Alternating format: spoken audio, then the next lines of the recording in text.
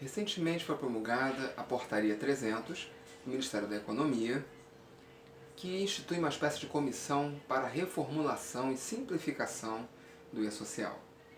Chegam também notícias pela imprensa que a Receita Federal deixou de participar, não vai mais participar da gestão do comando do E-Social.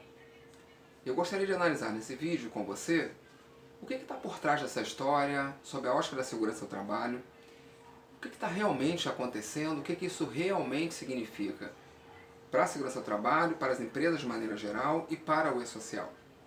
Para fazer isso, eu vou começar convidando você a fazer um exercício mental. Imagine que nós tenhamos duas empresas, cada uma com 10 funcionários. Em uma, nós temos a informação que esses 10 funcionários trabalham em uma sala na frente de computadores. Em outra, nós temos a informação que esses funcionários, esses trabalhadores, pegam extintores de incêndio já usados e vão fazer uma espécie de recauchutagem nesses extintores de incêndio. Eles vão pintar, vão fazer uma recarga, vão dar um jeito para que eles continuem para aumentar a vida útil desses extintores de incêndio. A pergunta que você faz é, com esta simples informação, essas duas informações do que esses funcionários fazem nessas empresas, nós poderíamos dizer que elas têm a mesma atividade? Obviamente que não. Obviamente que são atividades bastante diferentes. Se eu disser que aqui tem um grupo de 10 médicos e aqui tem um grupo de 10 seguranças, são atividades muito diferentes. Eu estou dizendo isso pelo seguinte, a partir das atividades dos trabalhadores de uma empresa e, obviamente, dos riscos associados a essas atividades, nós conseguimos identificar exatamente o que a empresa faz. E nós temos que lembrar que existe uma classificação tributária.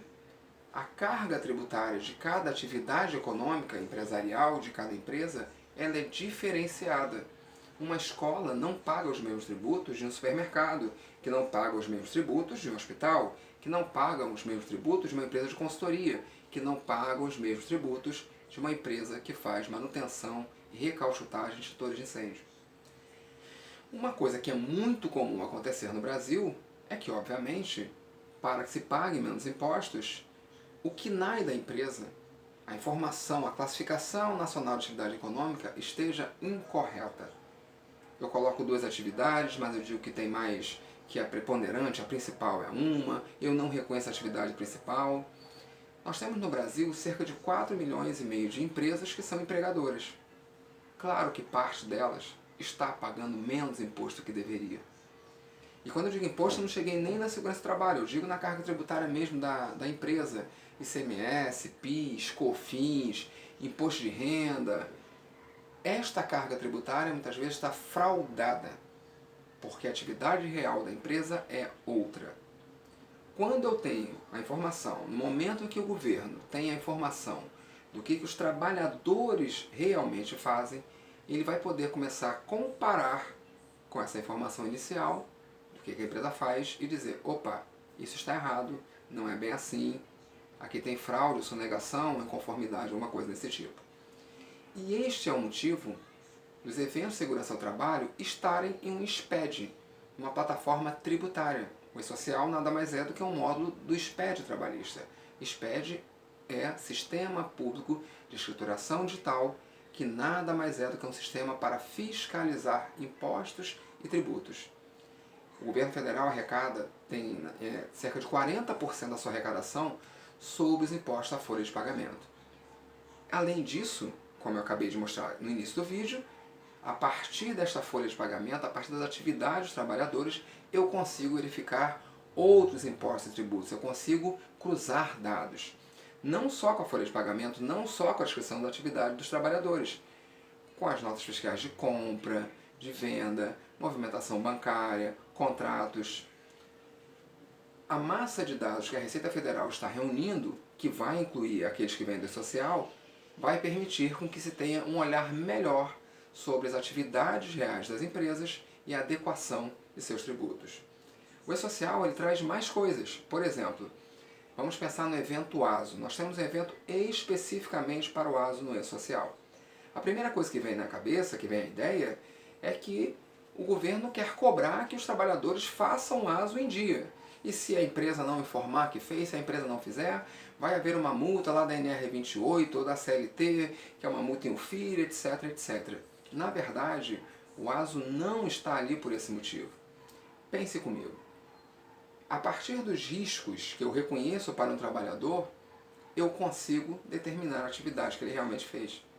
Se eu consigo, pela atividade, determinar o que a empresa realmente faz, esse conjunto de dados me dá um outro tipo de informação. Nós temos a aposentadoria especial.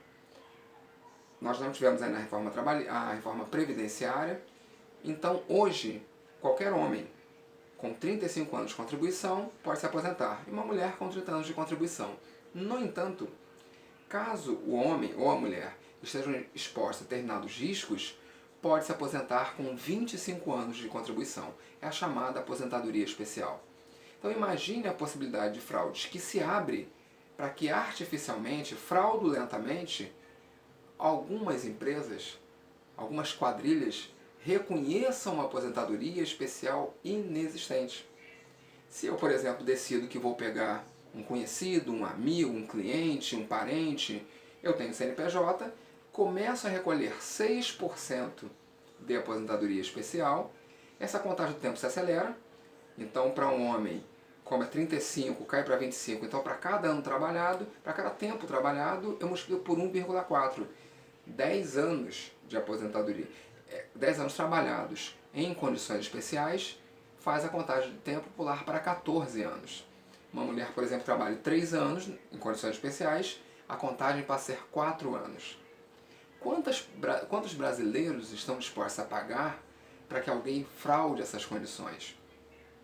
A empresa recolhe 6%, posteriormente o trabalhador vai até o INSS com o PPP, onde está reconhecido esse risco, se pediu LTCAT, está aqui, não tem problema nenhum.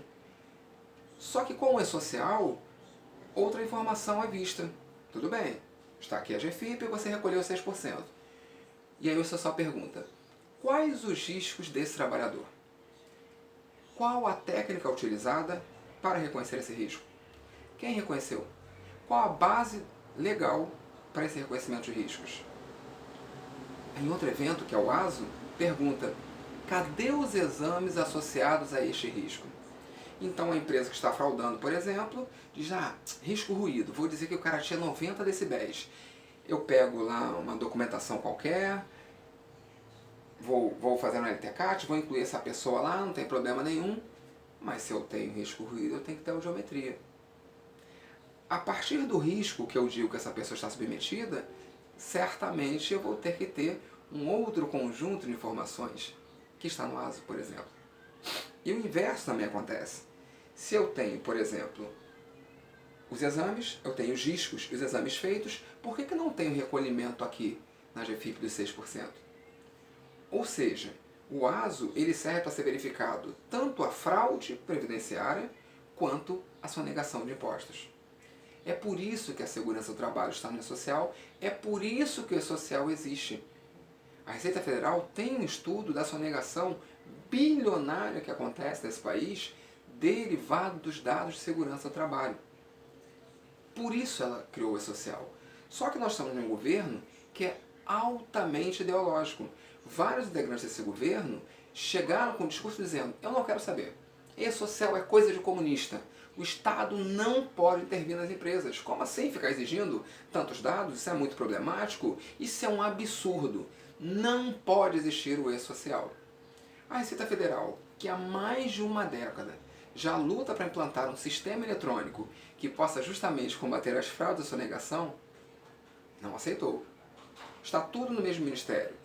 E eles lá, falando assim, de forma bem popular, caíram no pau. A discussão está sendo grande.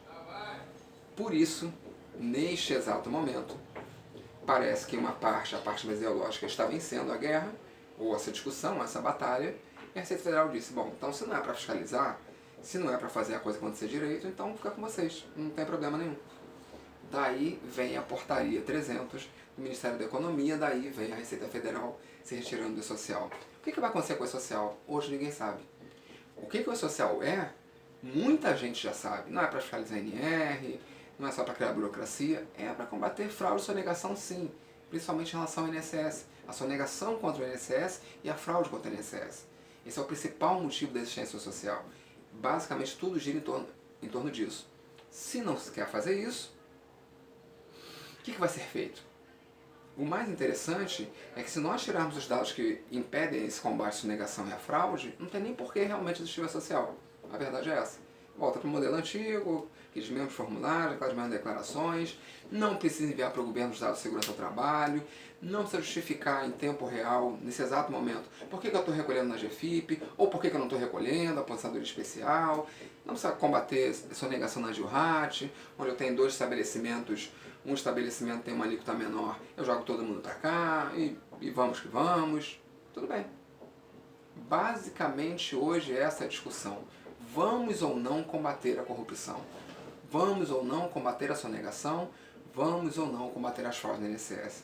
A discussão não é sobre burocracia, a discussão não é sobre o tamanho do Estado, a discussão não é sobre intervenção do Estado nas empresas. No final das contas, o discurso é esse, de todos os lados, de quem é contra e quem é a favor. Mas no final das contas, o que está em jogo é isso. Nós vamos criar um mecanismo para combater isso tudo ou não vamos criar? Espero que você reflita sobre isso. Estou à disposição para os comentários, para que você acrescente, para que você tire, para que você concorde, para que você discorde. Mas convido você realmente a pensar sobre esse tema. Até a próxima.